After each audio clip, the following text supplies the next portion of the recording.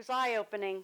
When I took this position at the Rainbow Connection, I worked for a big for-profit organization. We actually service nursing homes. So I went from corporate retreats, corporate dinners, corporate parties, having big parties at the Rock and Roll Hall of Fame, to working for a nonprofit. So it was really eye-opening for me, which was great. It was more in tune of what my beliefs are and what I do well, where my strengths are. I was lucky at the time, and we're talking over 22 years ago, I was very lucky at the time that I had Bill Wakasak, I had Mr. Limbaugh, I had Brad Zimmerman, I had board members that were so strong that were able to guide me and teach me what needed to be done here at the Rainbow Connection. You know, times have changed. We've talked previous, equipment being used, computers being used. When I took this job all those years ago, I didn't even have a computer. Everything I did was typed on a typewriter and mailed, snail mail. So, boy, have we come a long way. Back in those days, everything was black and white. Well, wouldn't that look silly now? So we've changed, we evolved. I have learned so much. I know how important this community is to me. Of course, the number one thing in my heart is children with special needs. Always has been, always will be. And that's where my strength lies, helping children that need us, helping children that just need a leg up. Back in the day, back when I took this job, children with any special need at all, whether visually, hearing impaired, anything, they were isolated to other rooms. We used to buy big, giant,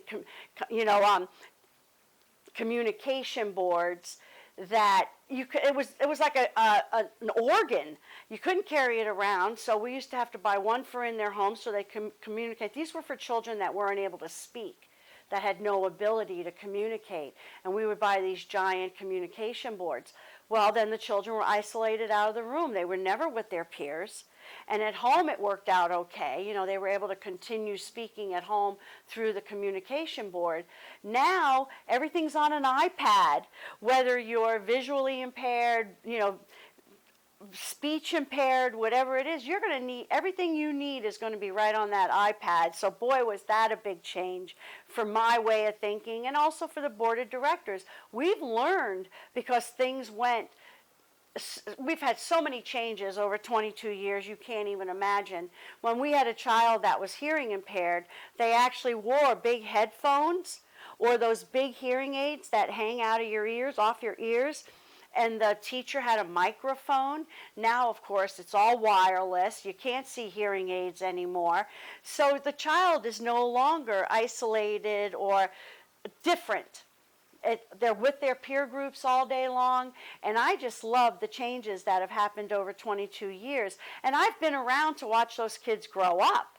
So you could imagine the excitement for me when a child couldn't walk and we bought standers, walkers, all this equipment for these children, and they walk up to me during the telethon. So many of the children we help have come back to the telethon and volunteered, worked all day for us.